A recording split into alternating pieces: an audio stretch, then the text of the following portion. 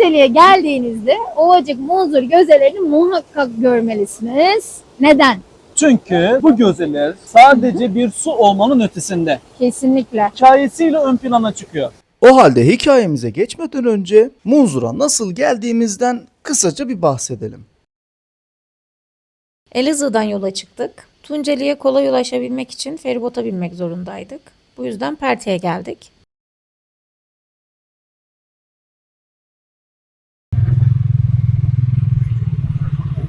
Bu işin en güzel yanı, tek de güzel yanı bu işte. Hiç sallanmıyor.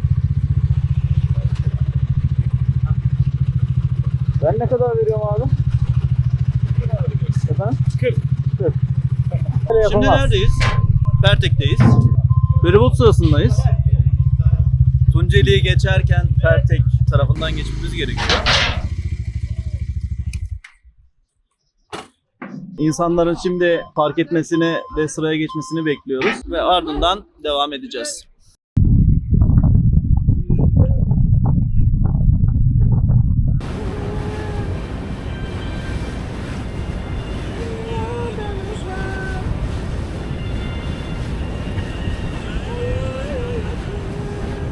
Yaklaşık 10 dakikalık bir yolculuktan sonra Perte'ye varıyoruz. Daha sonra motosikletimizle Tunceli'ye kalan yolu devam ediyoruz.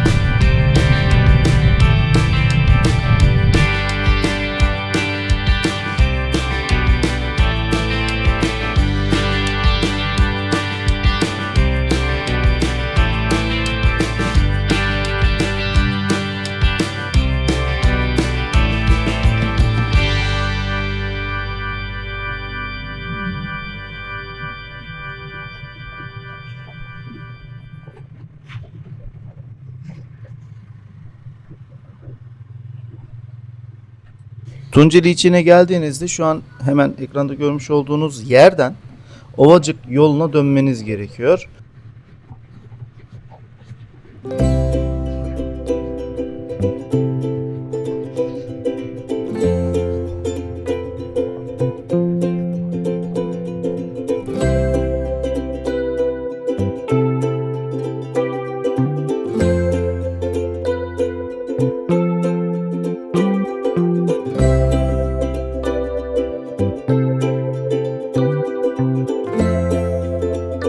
Tunceli'ye geldiğimizde gördüğünüz üzere bu güzel manzara akıp geçiyor.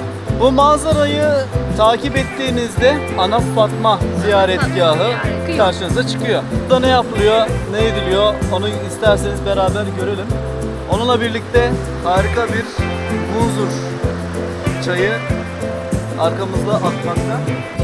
Dilerseniz artık Ana Fatma ziyaretine uğrayalım, dualarımızı edelim ve yolumuza devam edelim.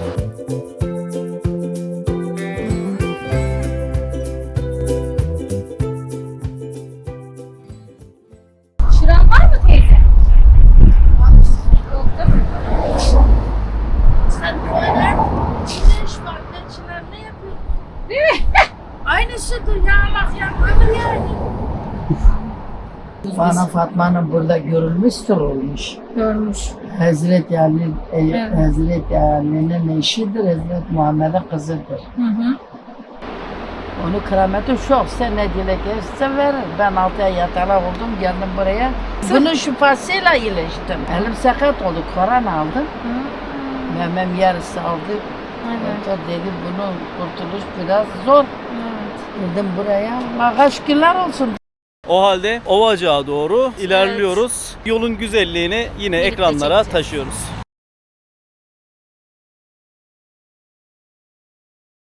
Aslında şunu belirtmek isterim. Bu yollar eskiden bu kadar güzel anlatılan yerler değil. Ne yazık ki Terörle bu güzel anılıyordu. yerler. Evet, tekrar söyler misin? Terörle anılıyordu. O yüzden gelmek pek mümkün değildi yani. Aynen. Ancak günümüzde artık bu kadar rahat elimizi kolumuzu sallayarak gelmemiz Büyük keyif bir verici şans, bir şey tabii. ve şanslıyız yani kendimizi de şanslı hissediyoruz bu noktada. Öte taraftan az önce Zeynep'in dediği gibi normalde burası bu Kemal Sunal'ın Deli Deli Küpeli filminde hani buzlar çözülüp de bir kaymakam gelecek mevzusu anlatılıyor ya, aslında biraz da oraya ilham kaynağı olan yollar. Çünkü kış vakitleri Ovacık'a ulaşılamayan ilçe şeklinde bir söylemde bulunuyor. Tabii kışın yine ulaşım zor zaten buralara. Yani yoğun kar yağışı olduğu için o yüzden yine ulaşım zor. Şu an ekranda akarken siz de görüyorsunuz ne kadar güzel olduğunu, yeşil olduğunu. Ben bunun bir de sonbaharını görmek isterim açıkçası. Kesinlikle. Çünkü doğanın her rengini görebiliyoruz sonbaharda. Ben bir kere gelmiştim. Ya şu anda da mesela yeşilin çok farklı Tabii tonlarını yeşilin gördüm. çok farklı tonları var ama sonbaharda daha da güzel. Şuradaki yeşille bir bakar mısınız? Evet. Tıpkı Karadeniz gibi. Yani biraz İsviçre'yi andıran bir havası vardı yol boyunca Ovacık'ın manzaraları bence. Yabancı ülkelere benziyor. Kesinlikle. Yani şey diyebiliriz. Kendimi- Türkiye'deki Alpler diyebiliriz. Evet, yabancı bir ülkedeymiş gibi hissettim ben açıkçası. Ama tabii Anadolu'daydık. İşin güzel yanı da buydu. Bir Evet. taraftan akan Munzur çayını görebiliyorduk ve vadi içerisinde devam ettik biz bu Yabani işe. hayvanlara bile rastladık yani. Tabii şu an bakın ekranda gördüğünüz gibi dağ keçileriyle Doğal, karşılaştık. doğal su kaynaklarından su içtik. Su var buz gibi. Buzdolabından çıkmış gibi. Çok güzeldi. Dağdan akan suydu tamamen. Buz gibiydi. Buz, Yani buz gibiydi gerçekten. bir ara benim nasıl söyleyeyim, dişim dondu. Yani o acıyı hissettim. Ovacık'a doğru yolumuz ilerliyoruz.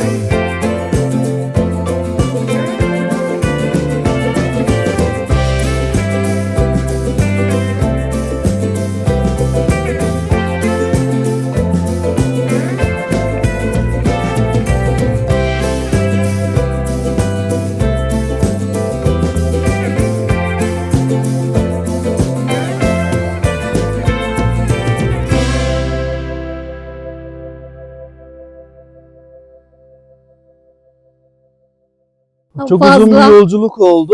Çok uzun, çok. Gerçekten uzundu. Ancak yine de bu uzun yolculukta Rağmen çok güzel tecrübeler manzaralar. edindik. Yeni insanlarla tanıştık. Evet, manzaramız çok güzeldi. Onunla birlikte şu an Neredeyiz? asıl efsanenin geçtiği yerdeyiz. Munzur. Munzur gözelerine geldik. Şöyle bir şey değineceğim. Normalde Tunceli'nin her yerinde göze var ama bura orijinal. Munzur gözeleri burası aslında. Yol boyunca hep su gördük. Ama Munzur gözelerin başlangıç yerindeyiz şu an. Aa, çıralarımız var. Bakın bu şekilde çıralar var. Munzur Baba çıraları Bu var. çıraları alıyoruz. Daha sonra şuradaki Sultan Munzur Ay şimdi bak burada da ocağında varmış. dilekler dilenerek burada yakılıyor. O zaman hikayemizi anlatabiliriz artık. Zamanın birinde bir pir varmış. Onun da tek bir kızı. Kızı bir gün ölüyor. Dede birkaç gün üst üste kızını rüyasında görüyor. Kızı ne zaman dedenin rüyasına girse şunu söylüyor. Baba, benim mezarımı aç. Bende bir emanet var. Onu al. Dede rüyayı çevresindekilere anlatır, fikir alır. En sonunda mezarın açılması ve içerisinde emanetin ne olduğuna bakılmasına karar verilir. Mezar açılır. Beşiğe benzer bir şeyin içerisinde bir çocuğun olduğu görülür. Bir o erkek evladı alır, sahiplenir dede. Ardından tekrar kızını rüyasında görür. Baba, çocuğun adını Munzur koy. Hikayemiz sadece burayla sınırlı kalmıyor. Devamında Munzur dediğimiz kişinin bazı kerametleri var. Hikayeye göre Munzur çobanlık yaparak geçinir. Bir gün ağa hacca gider. Gel zaman git zaman. Munzur 7 yaşına gelir. Ve Tunceli'nin Ovacık ilçesine bağlı Koyun Gölü civarında yaşayan ağanın koyunlarını gütmek için bu ağanın yanında çobanlık yapmaya başlar. Munzur'un ağası hacca gitmiştir. Munzur da gelir ağanın karısına der ki ağamın canı helva çekti. Ana bir helva kavur da sıcak sıcak götüreyim. Tabii evin hanımı herhalde canı helva çekti söyleyemiyor. Ağayı ön plana koyarak bunu dedi. Yapayım da yavrucak sevinsin der ve bir helva pişirir. Buyur evladım deyip Munzur'a helvayı verdiğinde Munzur bir bohçanın içerisine helvayı koyar ve dışarı çıkar. Dışarıya çıktığında bir keramet göstermiş, Mekke'ye ağanın yanına varmıştır. Ağa o sıra namazdadır. Selam verir. Bir de bakar ki yanı başında kendi çobanı Munzur. Evladım nedir, neden, nasıl buradasın demeye kalmadan Munzur ağam canın helva çekmişti. Buyur sana helva getirdim der ve ondan sonra bir daha bir görülmez kayıplara karışır. Ağanın acı bitip de memlekete geri döndüğünde herkes ona hediyeler getirdiği vakit Munzur da çoban olduğu için koyunlardan sağdığı sütü getirir. Herkes ağanın elini öpüp haccını kutlarken Munzur'u gördüğünde ağa der ki işte eli öpülesi mübarek insan Munzur'dur. Beni bırakın, öpecekseniz onun elini öpün der. Munzur önde, ağa arkada koşarken satırından sütler damlar. Ve sütün damladığı yerlerden de denir ki işte bu Munzur çayı akmaya başlar. İşte burada 40 gözden 40 suyun çıkması Munzur'un kerametidir denir ve o gün bugündür bu hikaye anlatılır. Peki Munzur'a ne mi oldu? Bu akan pınarlardan bir tanesi ağanın yolunu kesti. Ağa bu yakada, Munzur'sa karşı yakada kaldı ve ondan sonra Munzur'dan bir daha haber alınamadı. Geriye işte buz gibi akan bu Munzur çayı kaldı. Bu ve buna benzer içeriklerin devamı için Bizi takip etmeyi unutmayın. kendinize çok iyi bakın. Sevgiyle kalın. Görüşmek üzere. Görüşmek üzere.